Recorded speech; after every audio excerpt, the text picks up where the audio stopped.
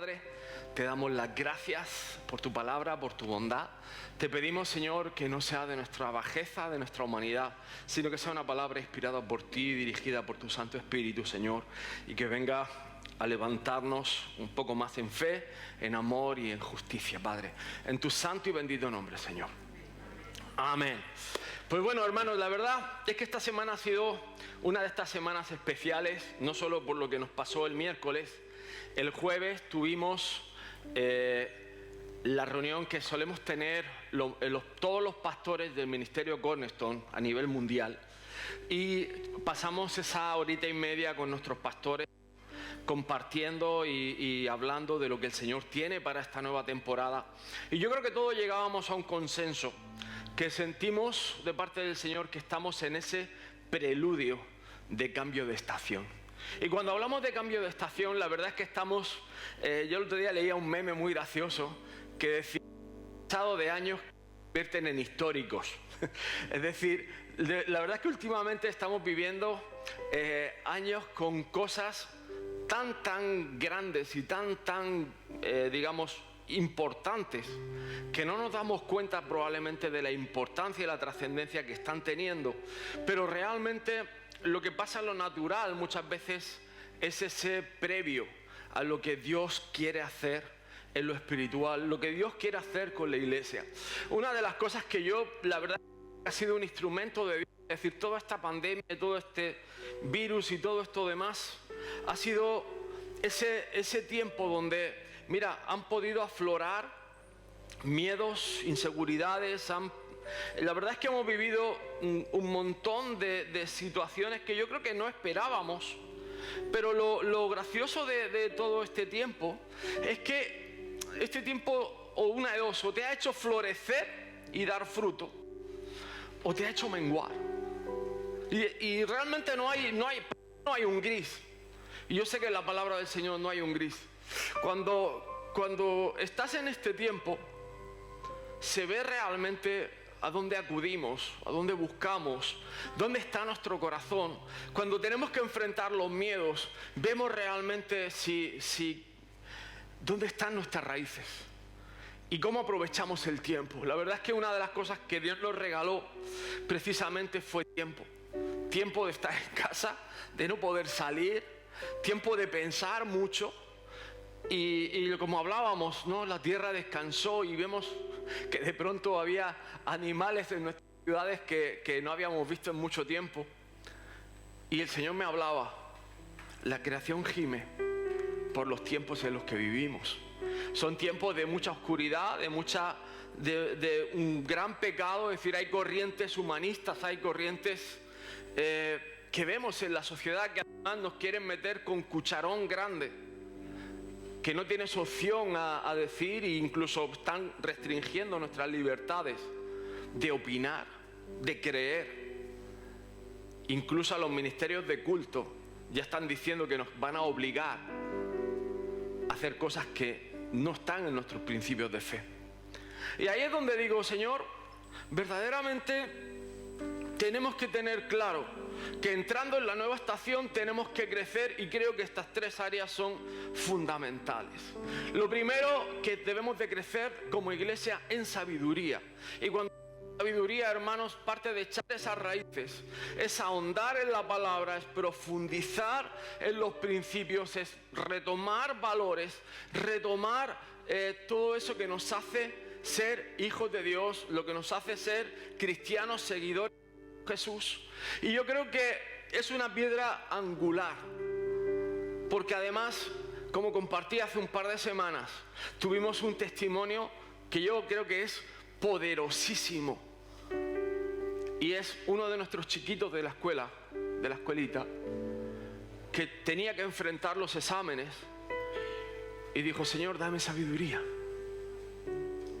Y oró. Y cuando llega con los exámenes aprobados, le dice su mamá: bien, bravo, lo hemos conseguido. Claro, mamá, hemos orado. Y ahí es donde digo: Señor, verdaderamente tú no te equivocabas cuando nos hacías volvernos niños. Es decir, a esa sencillez de quien pide sabiduría, yo se la daré. Es decir, está en los proverbios, el torpe, el necio, pida sabiduría y yo se la daré. Es decir, no hay una cantidad limitada de dosis de sabiduría. El Señor dice que te va a dar sabiduría. Incluso a los que temen al Señor, es decir, los que temen de no desviarse de la derecha a izquierda, es el principio de la sabiduría.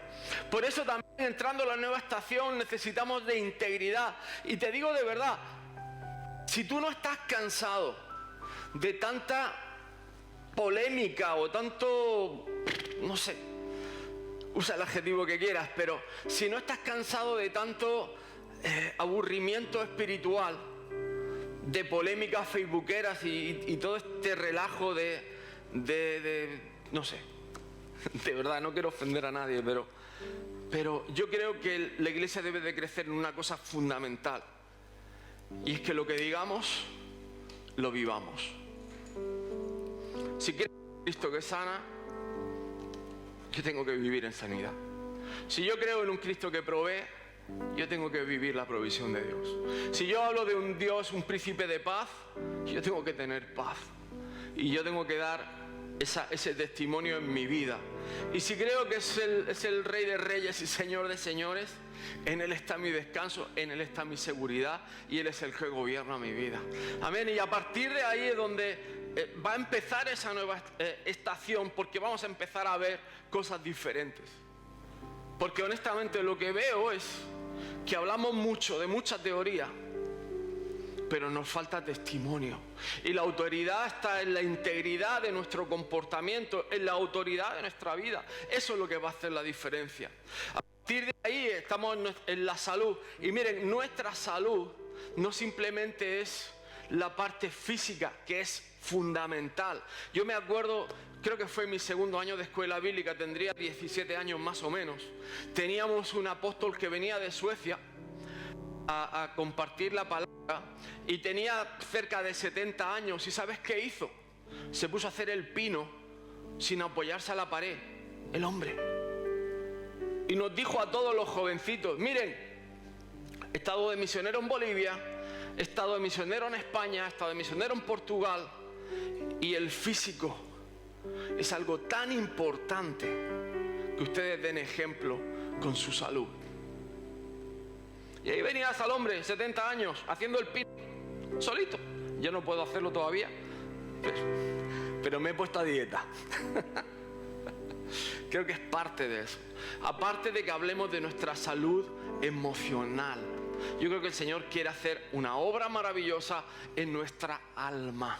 Quiere sanar nuestro corazón, quiere sanar heridas, quiere cambiar también muchas veces nuestra forma emocional de vivir el Evangelio. Por no solo una relación de decir Señor te amo, sino también un testimonio vivo de lo que estamos creyendo, lo que estamos hablando con la palabra del Señor. Así que vamos al primer texto, Mateo 11, 18, 19. Dice: porque vino Juan, que ni comía ni bebía, y dicen, demonio tiene. Vino el Hijo del Hombre, que come y bebe, y dicen, he aquí un hombre comilón y bebedor de vino, amigo de publicanos y de pecadores. Pero la sabiduría es justificada por sus hijos. Es decir, te lo he puesto abajo porque hay una traducción del lenguaje actual que me gusta, porque habla de la sabiduría y lo explica quizás un poco mejor. Dice, pero recuerden que la sabiduría de Dios se prueba por sus resultados. Y ahí es donde digo, wow, realmente tenemos un mensaje diferente a toda la humanidad. Es decir, la humanidad va por un camino con ideologías de género, etcétera, etcétera. Humanidad y otras tantas cosas. Capitalismo, materialismo, consumismo. Es decir, hay un montón. No solo vamos a echarle la culpa a la ideología de género. Hay bastante más cosas por ahí. Y ahí es donde digo, ¿quién va a hablar de las cosas de Dios? Sino sus hijos. Y nuestros hijos tienen un hándicap, porque realmente van a ir a contracorriente. Cuando el mundo realmente, por ejemplo, ves un noviazgo y mantienen relaciones sexuales desde 14, 15, 16, 17, 18, cuando nuestros hijos digan, no, pues yo me guardo virgen para el matrimonio. ¡Uf! ¡Qué retrógrado! Pero luego tendrá salud matrimonial. Y nuestros matrimonios deben de ser matrimonios de éxito. Eso no quiere decir que no vayan a vivir problemas. Quiere decir que saben cómo solucionar problemas, porque la sabiduría es un pilar dentro de sus vidas, de su casa. Si hablamos de la educación de nuestros pequeños, corregirlos en un hogar estable. Si hablamos de nuestra economía, hay principios de Dios en la economía familiar que también debemos de aplicar. Hay normas de convivencia, es decir, esposo, esposa, normas de convivencia de familia aquí dentro de la iglesia que deben ser ejemplo. Ya la palabra nos dice en Juan, ¿cómo reconocerán que son mis discípulos?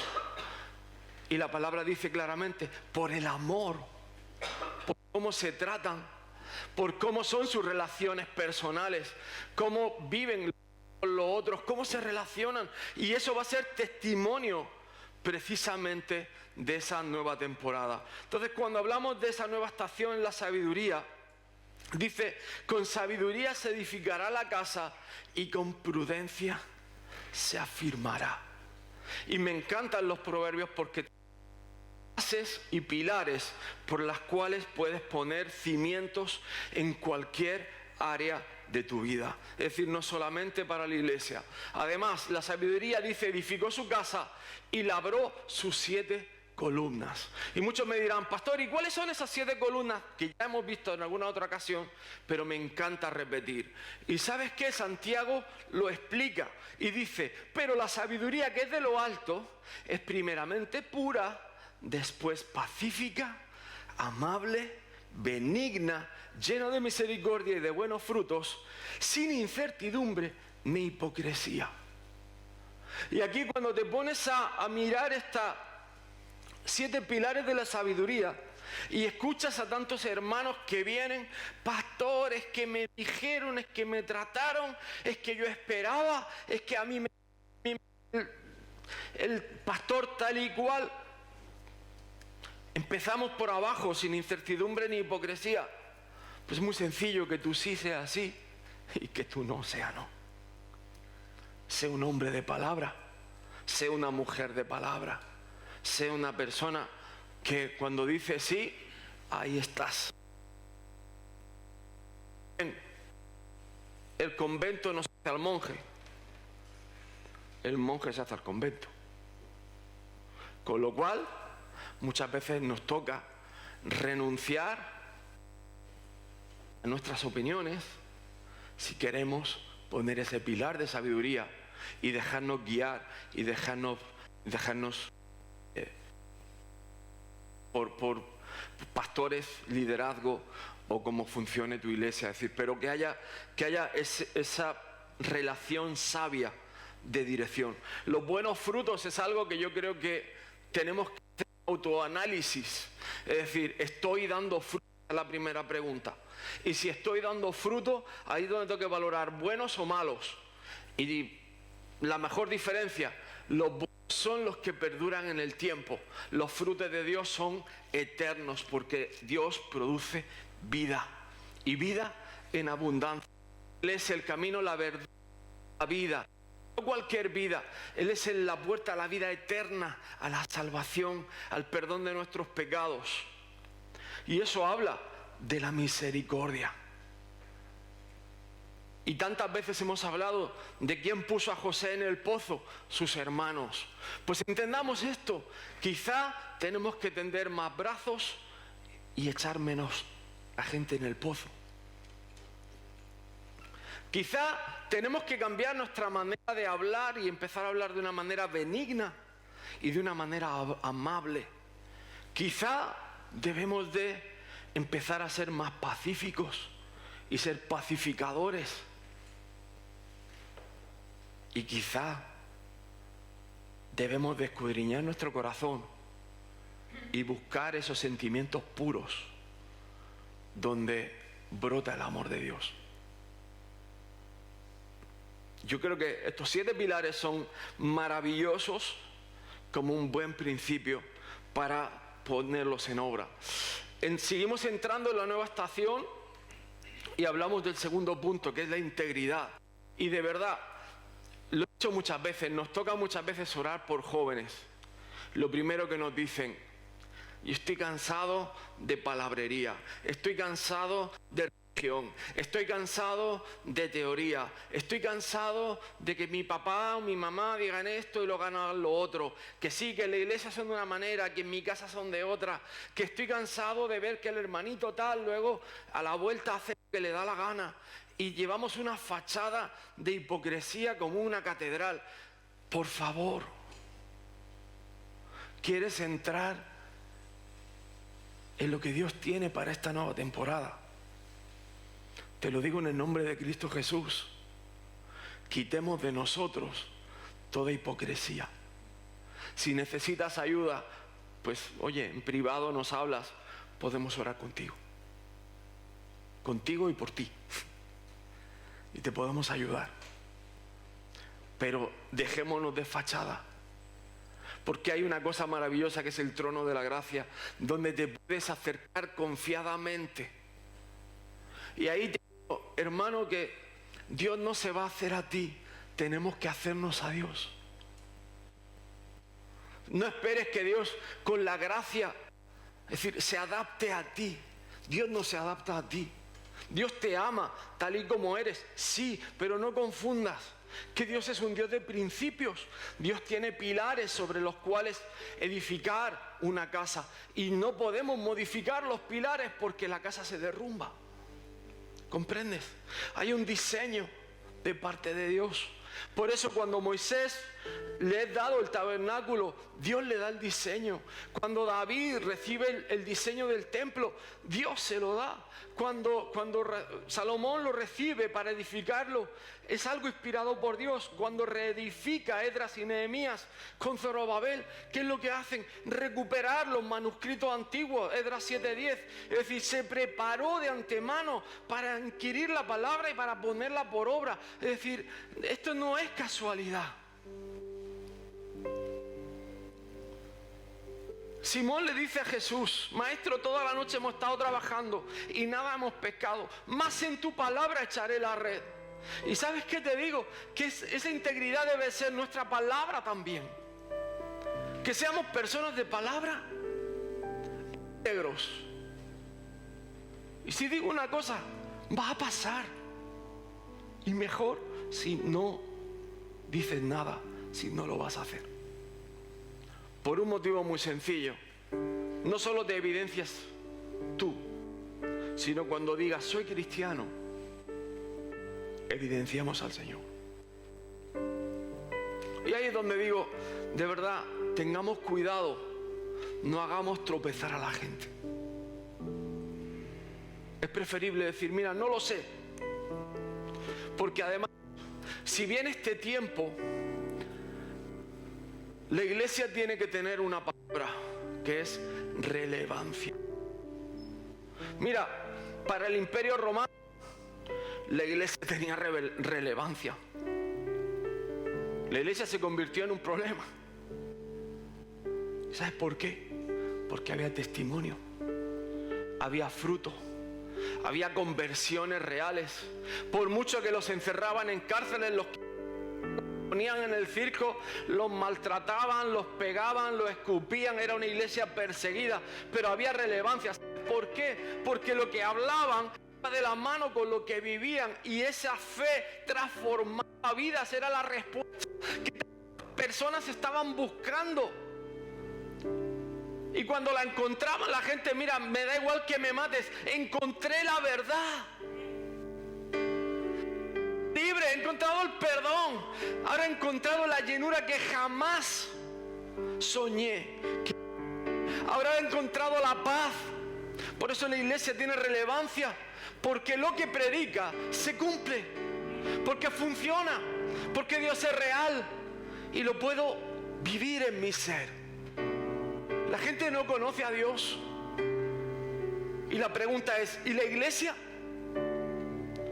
Porque cambiaría nuestra manera de predicar, cambiaría nuestra manera de vivir. Y cuando dijeras algo, tendría relevancia. Qué importante es. Mira, hay un versículo que nos compartió Pastor Jan que nos dejó pensando. Y a mí me dejó... probablemente sea un poco complejo de leer, pero tiene dos historias detrás tremendas. Dice, porque Jehová se levantará como en el monte Perazim, como en el de Gabaón se enojará para hacer su obra, su extraña obra, y para hacer su operación, su extraña operación. Dios mismo está diciendo a través del profeta Isaías que las cosas de Dios se escapan a la lógica humana, mucho más al control. Pero vamos a los casos. Mira, Gabaón tiene una cosa particular. Josué había conquistado Jericó, Josué había conquistado Jai, y los hijos de la tierra de Palestina habían escuchado las cosas que Dios había hecho con el pueblo de Israel. Los temían y sabían que Dios estaba con ellos. Y se juntan los heteos, los heveos, los cananeos, los ferbeseos, los amorreos y los cananitas. 6 naciones se juntan. Y los de Gabaón deciden, mira, nos vamos a poner los trajes más viejos que... Nos vamos a coger feos que tengamos. Vamos a coger el pan tieso enmohecido. ¿Y sabes qué hicieron? Se juntaron, fueron en busca de Josué. Dijeron, mira, somos vecinos de muy lejos, no vivimos aquí. Ven, nuestros vestidos cuando salimos de la tierra estaban nuevos, el pan recién horneado. Fíjate todo lo que hemos viajado. Os pedimos que nos deis asilo, que nos guardéis. No queremos no queremos nada malo, sino convivir en paz. Y Dios había dicho, no hagáis alianzas con la gente, con los moradores de la tierra que yo te daré. La clave de Gabaón es que Josué no consultó a Jehová y hizo alianza con Gabaón. Y se convirtieron en los carpinteros y en los aguadores del pueblo. Y cuando se dieron cuenta que no eran extranjeros, sino que eran los gabaonitas, dijeron, ahora no podemos hacerle nada. Aunque Dios nos había dado a Gabaón, ahora no podemos tocarlos, porque hemos jurado por el Señor, hemos hecho un pacto y debemos de cumplirlo. Y antes de que nos caiga una maldición de parte de Dios, mejor mantengamos la promesa. Cuando el resto de naciones ven, y ya de las 7 eran 6, Gabaón fuera, quedan 5 naciones. Cuando ven que Gabaón ha hecho pacto con Israel, les da más miedo todavía, porque tenían ciudades grandes. Todo esto es Josué 9, Josué 10, por si quieres leerlo.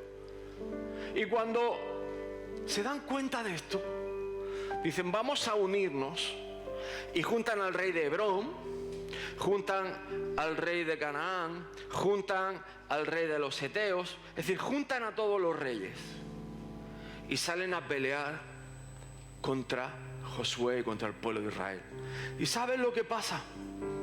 Te lo voy a leer. Entonces Josué habló a Jehová el día en que Jehová entregó al amorreo delante de los hijos de Israel. Y dijo en presencia de los israelitas, sol, detente en Gabaón, y tú, luna, en el valle de Ajalón. Y el sol se detuvo y la luna se paró hasta que la gente se hubo vengado de sus enemigos. No está escrito en el libro de Jaser, y el sol se paró en medio del cielo y no se apresuró a ponerse casi un día entero. Y no hubo día como aquel, ni antes ni después de él, habiendo atendido Jehová a la voz de un hombre, porque Jehová peleaba por Israel. ¿Qué decía Isaías? Cosas extrañas, extraordinarias. Te lo voy a poner. Extrañas operaciones. Por el clamor de un hombre, en la misericordia de Dios, el Señor lo escuchó. Y hizo una cosa que no se ha conocido antes en la historia, y es parar el sol y la luna un día, para que Josué pudiera derrotar a todos sus enemigos. Le pidió una extensión de tiempo y Dios se la dio. Lo que te quiero decir con esto es que es importante que hablemos con Dios. Dios puede hacer algo extraordinario en tu casa, en tu familia. Y probablemente has tomado decisiones sin consultar a Dios. Has hecho alianzas, te has comprometido con gente o con personas y no consultaste a Dios y has tenido malos resultados. Pero ¿sabes qué te digo? Que Dios sigue siendo el mismo y Dios puede hacer algo extraordinario. Tenemos en el mismo versículo otro ejemplo, que es David en Refaim o en Baal Perazim. Y esta historia se convierte en la historia del Dios de los quebrantos. ¿Y de los quebrantos qué significa? Mira, uno de los pueblos que más pesadillas le ha dado Israel fueron los filisteos. Y en varias ocasiones David los pelea. En la primera consulta, es una foto original del Valle de Perazim, ¿vale? David le consulta: Señor, ¿será que que bajo a pelear? Y el Señor le dice: sí, baja a pelear. Y David, no conforme con esto, le dice: Señor, voy a pelear, pero tú me vas a dar la victoria. Y el Señor le responde: sí, te voy a dar la victoria. Bajó y los derrotó. Pero qué cosas, a los 10 días vuelven a subir. Y aquí está la clave del asunto. Hubo un rebrote. Muchas veces no entendemos: Señor, estoy peleando con tal y tal cosa. Hemos orado, hemos visto que el Señor ha puesto paz, pero de pronto vemos otra vez vuelve a pasar esto mismo. Pero necesitas al Dios del quebranto, necesitas al Dios que da la victoria, necesitas al Dios que rompe esas herencias que por años han estado quebrando y interrumpiendo en tu vida, irrumpiendo en tu vida. ¿Y sabes qué pasó? Que David volvió a consultar al Señor y se metió en su cuarto, cerró la puerta, dice la palabra que incluso empezó a llorar y a derramar su corazón al Señor. Y el Señor le dijo: mira, rodea, entiendo que sería rodear el valle, ve a la fuente de las palmeras y desde ahí ataca. Yo te voy a dar la victoria. ¿Sabes lo que pasó? Los filisteos no se volvieron a levantar en contra de Israel. Y Salomón no conoció la lucha. ¿Por qué? Porque hubo un papá que consultó al Señor. Hubo un papá que peleó de rodillas esa batalla, derramó su espíritu delante del Señor y dijo: Señor, necesitamos que tú termines con esto. Eso es lo que significa el Dios del quebranto, es decir, se acabó.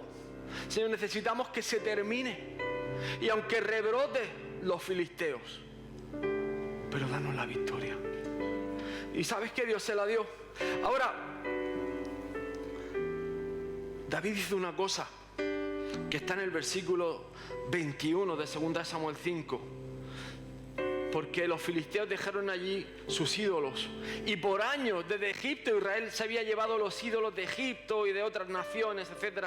Pero David hizo una cosa que yo creo que enseñó a toda la nación. Y es que quitó, ¿os acordáis del domingo pasado de los ídolos?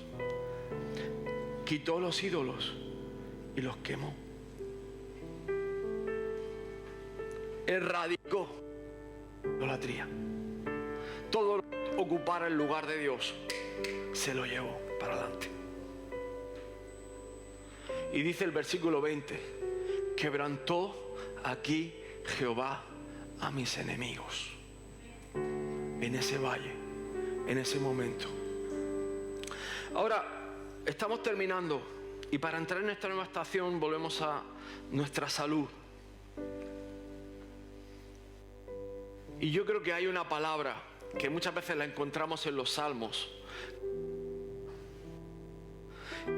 Mateo, venid a mí todos los que estáis trabajados y cargados, y yo os haré descansar. Y ese descansar, en según qué traducción, también es el sabbat, o es el descanso, es el parar. Llevad mi yugo sobre vosotros y aprended de mí, que soy manso y humilde de corazón, y hallaréis descanso para vuestras almas, porque mi yugo es fácil y ligera mi carga. Y ¿sabes qué te digo? Que ese descanso, esa sanidad, esa salud, ese Selah, está en Cristo Jesús. Hay tanto debate con el sábado, que si el domingo, que si el sábado, que si no sé qué, que si no sé cuánto, y no es el punto. Si debemos celebrar un sábado o un domingo, el punto está en que hay un día de nuestra semana que debes dedicar a tener comunión con Jesús. Debes de estar con el Señor. Y aunque estés trabajado y cargado, el que nos hace descansar es el Señor. Nuestra paz está en el Señor. Y te dice, ponte tu yugo, ponte mi yugo sobre tu hombro y aprende de mí. Que soy manso. ¿Manso qué significa? Que soy obediente y me dejo guiar. Un toro manso es el que se le pone el yugo y que se le dice por ahí y labra recto. Y humilde de corazón. No, Señor, porque tú me tienes que dar. Y está nuestra alma afligida, cargada. ¿Cómo voy a pagar? ¿Qué voy a hacer? ¿Cómo lo voy a resolver? Señor, tiene misericordia, entiende, y pan. Mi yugo es fácil y ligera mi carga. Y ahora está de moda que los coaches dicen, no, es que tienes que parar a reflexionar. Tu negocio debe de parar y debes de dedicar un tiempo a darle vueltas. Y yo te digo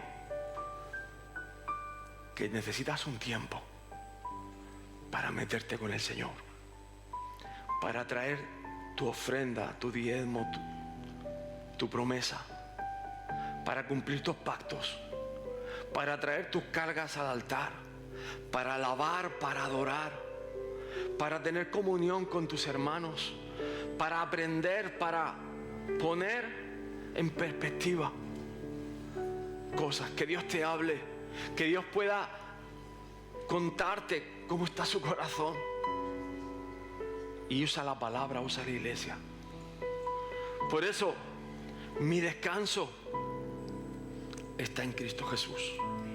Aprender a descansar es aprender a confiar. Y te digo que toda ansiedad o preocupación deben de estar aquí, delante del altar.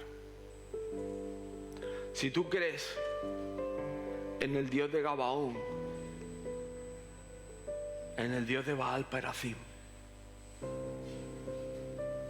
si estamos en el preludio de la nueva etapa, es tiempo de que te prepares. Y no eches en vano esa preparación. Mira, nosotros por falta probablemente de conocimiento, nos preparamos 3 años para 30 años de ministerio. Y Jesús se preparó 30 para 3.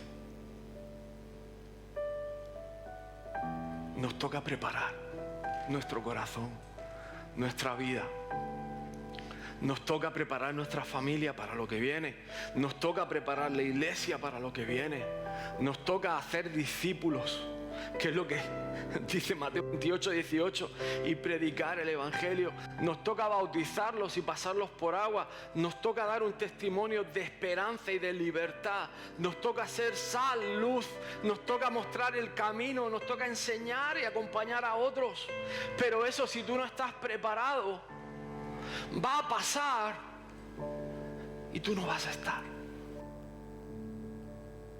Tener que dar 30 cursos intensivos porque querrás correr y te darás cuenta, perdí mi tiempo. Y yo creo que hoy en esta mañana es un buen día para reflexionar esto,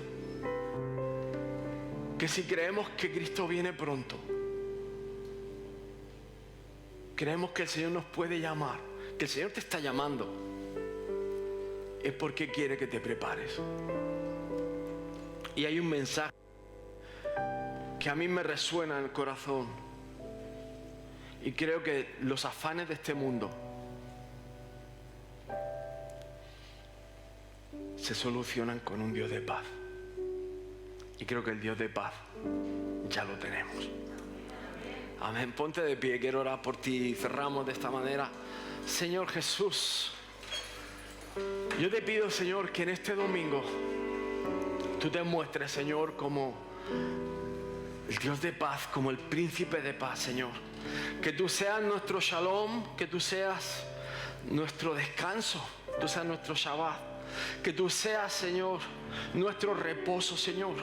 Que podemos acudir delante del trono de la gracia sabiendo, Señor, que tú estuviste en esta tierra, que tú entiendes nuestras cargas, Señor, entiendes nuestro afán, entiendes, Padre, todo lo que hay en nuestra alma, todo lo que el peso de este mundo, Señor.